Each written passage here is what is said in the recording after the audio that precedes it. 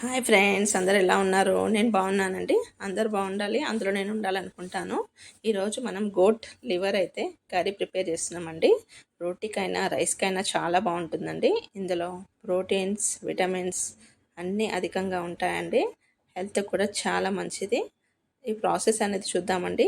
దీన్ని సోయా కూర వేసి చేస్తున్నాము. దాంతో టేస్ట్ అనేది మనకి చాలా బాగుంటుంది. ఇందులో రోట్లో మనం లవంగ, సాజీరా, పట్ట, ఇలాచి ఇవన్నీ అయితే దంచుకొని పౌడర్ లాగా చేసుకున్నాము.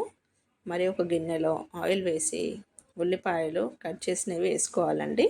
ఇందులోనే మనం కొంచెం అల్లం వెల్లిపాయ పేస్ట్ వేసుకొని మరియు పుదీనా, కొత్తిమీర వేసుకొని బాగా ఫ్రై చేయాలండి. ఆనియన్స్ అనేది బాగా ఉడకాలి. మనకి ఆనియన్స్ బాగా ఉడికితేనే టేస్ట్ అనేది వస్తుందండి.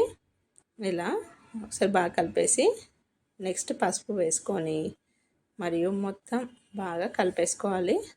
ఒక 5 to 10 మినిట్స్ అయితే కలుపుతూ ఇలాగే ఫ్రై చేసుకుందామండి.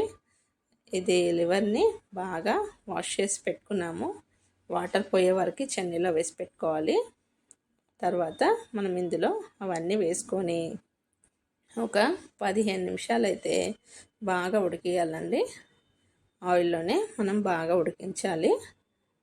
ఇది 4 సెట్స్ అండి లివర్వి.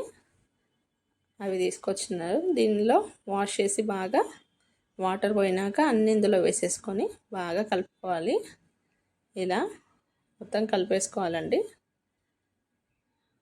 ఆయిల్లోనే మనం బాగా ఉడికించాలి. రోటికైనా చాలా బాగుంటుందండి. ఇది మొత్తం వేసేసుకున్నాక సిమ్లో పెట్టేసి బాగా ఫ్రై చేసుకోవాలండి. ఇందులో ఎన్నో విటమిన్స్ ఉంటాయి కాబట్టి హెల్త్కి అయితే చాలా మంచిదండి. మొత్తం వేసుకున్న తర్వాత సిమ్లో పెట్టేసి ఒక 15 మినిట్స్ అయితే అలాగే పెట్టాలండి. దగ్గరకు అయ్యే వరకు అయితే మనం ఫ్రై చేసుకోవాలి. సోయా కూరని ఒక 4 కట్టలు బాగా వాష్ చేసుకొని కట్ చేసి పెట్టుకున్నాము.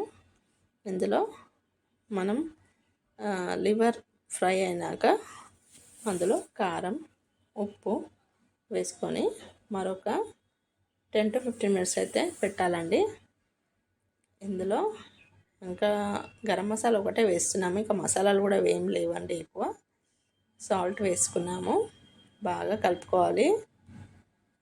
ఇలా కొంచెం గ్రేవీ ఉంటే సరిపోతుందండి. మనకి లాస్ట్ వరకు కొంచెం గ్రేవీ ఉంటే సరిపోతుంది. ఇది త్వరగా ఉడికిపోతుందని మనం గిన్నెలో అయితే వండుతున్నామండి. లేదనుకుంటే కుక్కర్లో కూడా విజిల్ ఇప్పేయచ్చు. మనకు త్వరగా ఉడికిపోతాయి. ఇవి ఉడికిన తర్వాత స్టిఫ్నెస్ లాగా అవుతాయి. ఇలా మొత్తం ఫ్రై అయినాక ఇప్పుడు మనం ఇందులో కొంచెం గరం మసాలా వేసుకున్నామండి.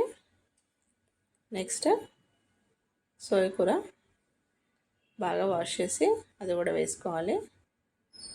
ఇది వేయడం వల్ల మనకి డైజెషన్ అవుతుంది మరియు పుల్లగా టేస్ట్ అనేది డిఫరెంట్గా వస్తుందండి. తర్వాత ఇందులో ఒక 3 టమాటాలు వేసుకోవాలి. తర్వాత ఇది బాగా ఉడికించాలండి ఒక 10 నిమిషాలు. అంతే అండి. ఎంతో టేస్టీ మనకి గోట్ లివర్ విత్ సోయా కూరతోని కర్రీ అయితే ప్రిపేర్ అయింది ఫ్రెండ్స్. వీడియో నచ్చితే తప్పకుండా లైక్ చేయండి, షేర్ చేయండి.